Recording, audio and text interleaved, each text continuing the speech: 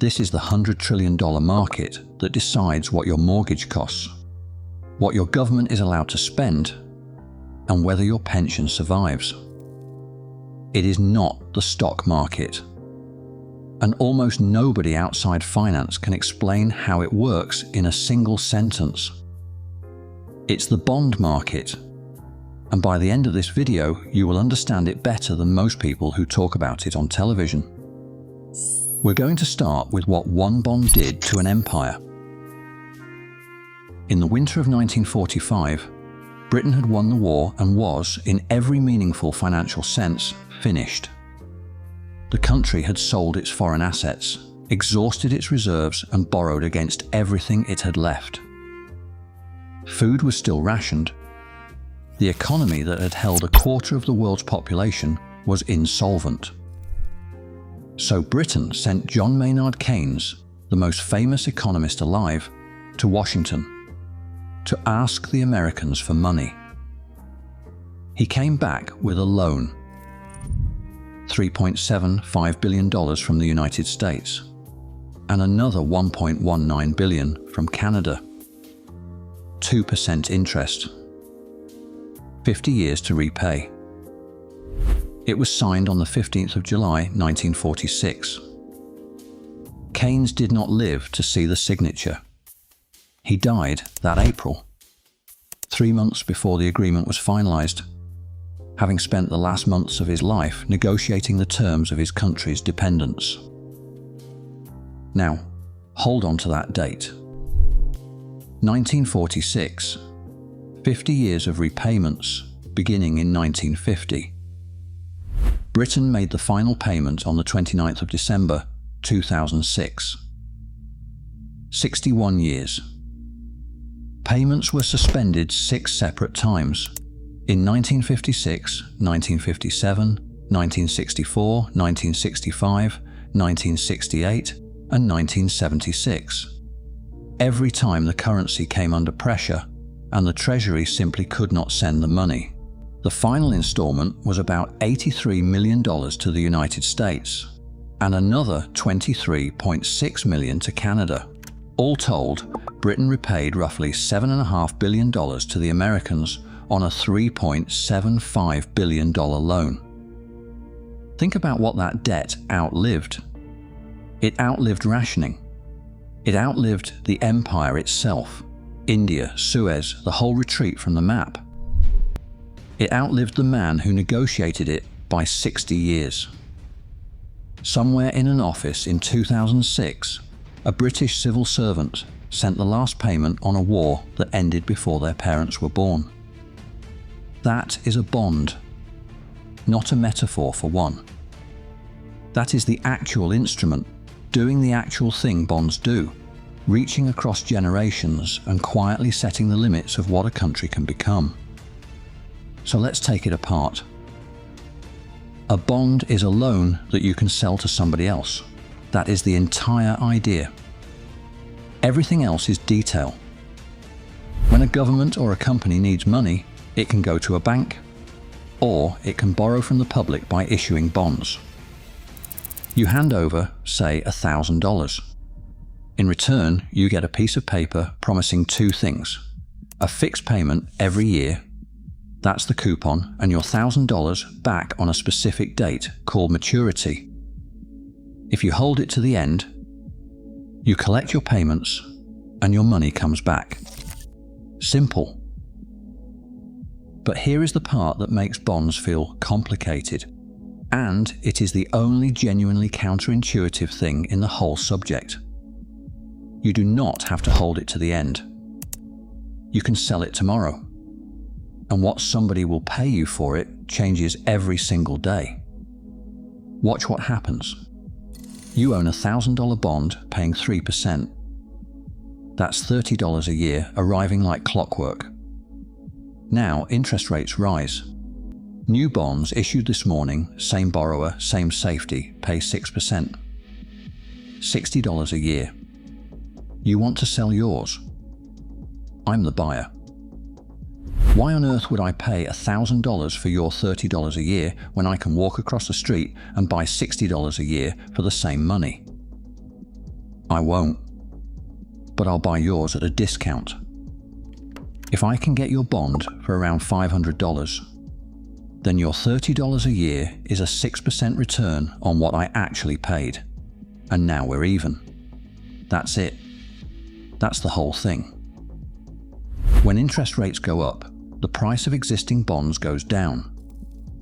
Not because anything went wrong, not because the borrower got riskier, purely because the old promise is now less generous than the new one, and the price adjusts until the maths agrees. It works in reverse too. Rates fall, and the bond you're holding, paying that lovely old higher rate, becomes something people will pay more than $1,000 for. Price and yield move in opposite directions. Always. It is a seesaw, and it is the single mechanism underneath every frightening bond headline you have ever half read. Now, stack those yields across different lengths of loan. 2 years, 10 years, 30, and you get what's called the yield curve. Normally, longer loans pay more because more time means more that can go wrong. When that flips, and short-term debt starts paying more than long-term debt, it has historically preceded recessions. The curve is not a prophecy. It is a summary of what lenders currently believe. There is one more force pulling on that seesaw, and it's the one that turns bonds from arithmetic into drama. Risk. Everything so far assumed the borrower pays. Usually they do. But a promise is only worth the reputation of whoever made it, and the market prices that reputation constantly. Lend to a stable government and you'll accept a modest return because you expect to be repaid. Lend to a struggling company or to a country whose finances are deteriorating and you will demand considerably more because you might not be. That extra return has a name: the risk premium. It is the market putting a number on doubt. This is also why agencies like Moody's and Standard & Poor's exist, to put a formal grade on that doubt, so that bond buyers across the world have a common language for how much risk they are actually taking on. And this is why bond yields function as a kind of public confidence meter. When a country's borrowing costs climb, the market is saying something out loud that no politician would ever say. We are less certain you can pay us back than we were last month. Britain never defaulted on that 1946 loan. But look again at what it did. Suspended payments 6 separate times in years when the currency was under strain and the money simply wasn't there. Not a default. Something quieter. The sound of a borrower stretching a promise as far as it will go without breaking it, over and over for 6 decades. So why should you care? Because you are already in this market, whether or not you have ever bought a bond. Your mortgage. Mortgage rates don't track what your bank feels like charging. They track government bond yields, most directly the 10-year. When the Federal Reserve moves, it moves short-term rates. But expectations ripple straight into the 10-year yield, and mortgages follow from there. Not just in America, but in every market connected to it. When commentators say rates are rising, what has usually happened first is that bond prices fell in a market you never visited, and your monthly payment followed. Your pension. Pension funds and insurance companies are among the largest bondholders on Earth, because they have obligations stretching decades ahead and need predictable income to meet them. Your retirement is, to a significant degree, made of somebody else's debt. Your government. This is the one people underestimate. A government does not decide what it can spend. It proposes, and the bond market prices the proposal. If buyers doubt the plan, they demand a higher yield to take the risk, which means borrowing costs more, which means less money for everything else. In 2022, a British government announced a budget the bond market did not believe. Yields on gilts spiked sharply. The pound fell. The Bank of England intervened. And within weeks, the Prime Minister was gone. Not defeated at an election. Defeated by the price of government debt. That is what people mean when they call the bond market the most powerful market in the world. It doesn't shout. It just changes a number, and governments rearrange themselves around it. Which brings us back to that final payment in 2006.